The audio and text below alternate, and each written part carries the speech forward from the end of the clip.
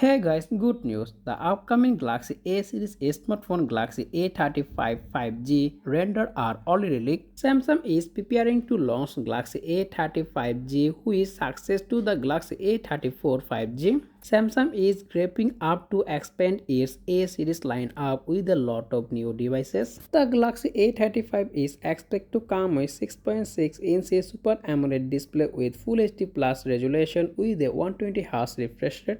The render shows some sizable bezel and punch-hole cutout on the top, and the back is come with triple camera setup and 50 megapixel main sensor, 8 megapixel ultra wide and 2 megapixel macro shooter, and the front is come with 12 megapixel selfie shooter. Of course, the phone out of the box running Android 14 with One UI 6.0. The device is also expected to launch with a 5000 mAh battery and support 25-watt fast charging. So let me know in the comment section below, do you like Galaxy A35 upcoming devices leak and design? So that's all about our today video. If you found this video informative, make sure to hit the like button and also subscribe my channel for more content like this as always. Thanks for watching and I will be catching the next one. Take care. Allah Hafiz.